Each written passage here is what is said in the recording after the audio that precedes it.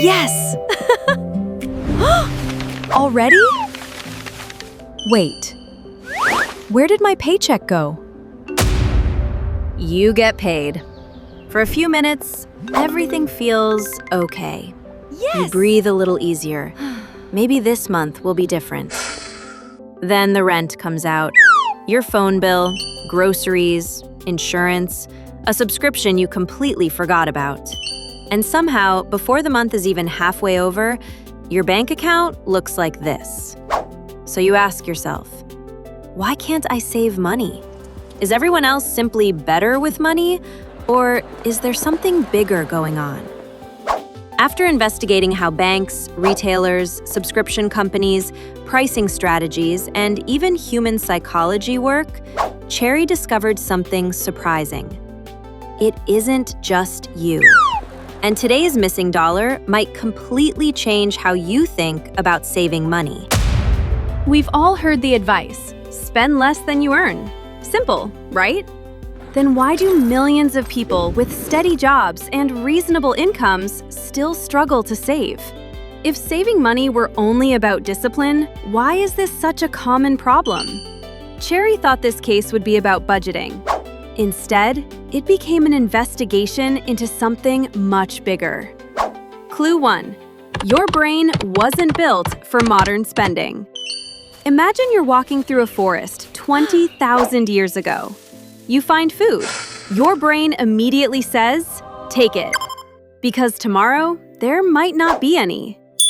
That instinct helped humans survive. The problem? Your brain hasn't changed nearly as fast as the world around it.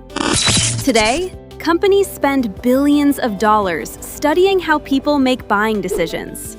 Not because they're trying to trick you, because understanding customer behavior helps businesses design better products, smoother experiences, and more effective marketing. Every notification, every flash sale, every only 2 left, every one-click checkout.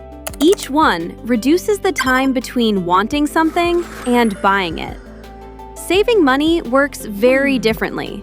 Buying something gives your brain an immediate reward.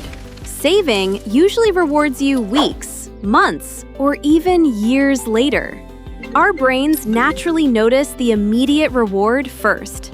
That's human psychology, not personal failure. Clue 2. Your money leaves before you even decide. Cherry followed a paycheck. Imagine getting paid on Friday. By Monday, rent is gone, utilities are gone, insurance has been deducted, your streaming services quietly renewed, your phone bill arrived, then groceries. Before you've consciously decided what to spend, a large portion of your income has already been committed. These are called fixed expenses. They're often necessary, but they quietly reduce the amount of money you actually get to choose how to use. Cherry noticed something else. Years ago, people actively paid many of their bills. Today, many payments happen automatically. Convenience saves time, but it also makes money leaving your account feel almost invisible. Clue 3. Inflation doesn't arrive all at once. Imagine if everything doubled in price overnight. Everyone would notice. That's usually not how inflation feels. Instead, milk costs a little more. Bread increases slightly. Coffee goes up by 50 cents. Streaming services raise prices by a couple of dollars. Delivery fees quietly appear. Some products even become smaller while costing the same. That's often called shrinkflation. One increase doesn't seem like much. Neither does the next, or the one after that. But together, they slowly reshape your monthly budget. That's why many people feel like they're earning about the same, yet somehow saving much less. Clue 4. Convenience has a price. Think about how many purchases happen because they're incredibly easy. Tap to pay, one-click checkout, food delivery, buy now, free trials, auto renewals. These conveniences genuinely improve our lives, But they also remove something important: the pause. That brief moment where you ask, do I really need this? Businesses remove friction because customers value convenience. And when buying becomes easier, people generally buy more often. Everyone benefits in different ways. Customers save time, businesses make more sales. But convenience can quietly make spending feel effortless. The missing dollar. So, where was today's missing dollar? It wasn't hiding in your morning coffee. It wasn't hiding in one shopping trip. And it wasn't because you're simply bad with money. It was hiding inside dozens of tiny systems, each one making spending just a little easier. Each one making saving require just a little more effort. On their own, they don't seem very important. Together, they shape the financial decisions we make every single day. The encouraging part? You don't have to fight every system. You only need to understand them.